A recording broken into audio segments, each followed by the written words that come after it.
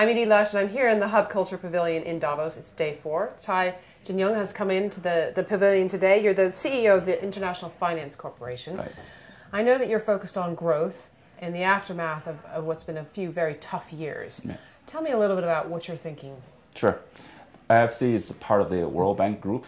So our mission is to help developing countries to find a way to escape poverty and also create a sustainable growth for the population, what we call shared prosperity.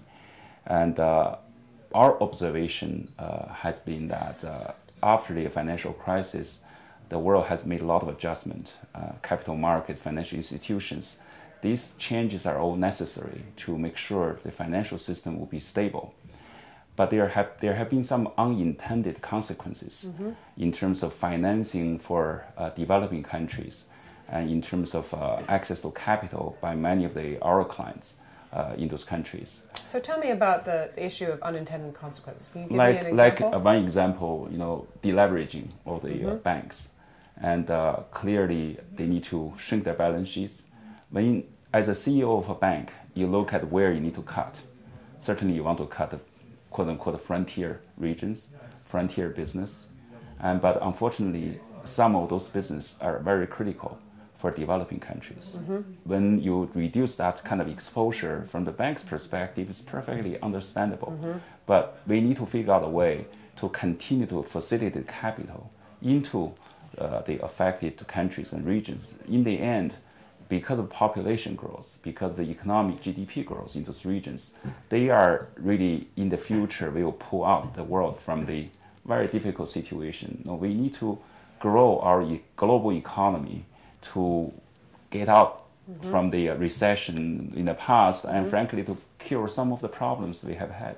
So that's interesting, the unintended consequences of deleveraging that have had on developing countries. What do you suggest we need to do now? Well, we need to make sure in rule setting, like in Basel, in other different forums, we need to keep in mind the balance need to be achieved in terms of achieving the goal of stability and also helping the growing part of the global economy continue to grow. That's one part of it.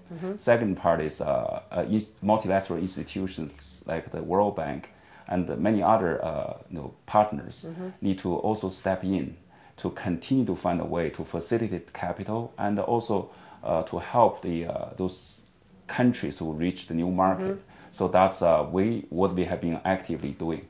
So do you think the IFC was active enough in reaching out? Well, we can always do more. We can always do more. That's right. why I'm here. Have met a lot of clients, both from developing countries, also from developed countries.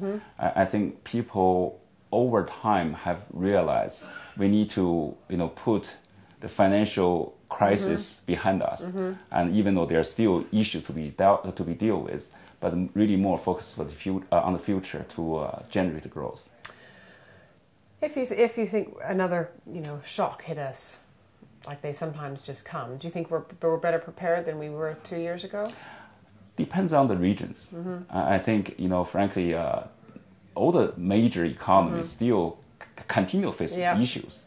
I think the U.S. economy, has recovered pretty respectfully, and the Chinese economy is doing reasonably well, but they have structural issues to deal with. And I'm very confident sooner or later the European economy will find a way to deal with the issues we have. And so I think overall I'm much more optimistic today than a year ago about the future. So thanks so much for stopping by the Hub Culture Pavilion here in Davos, and I'm Edie Lush.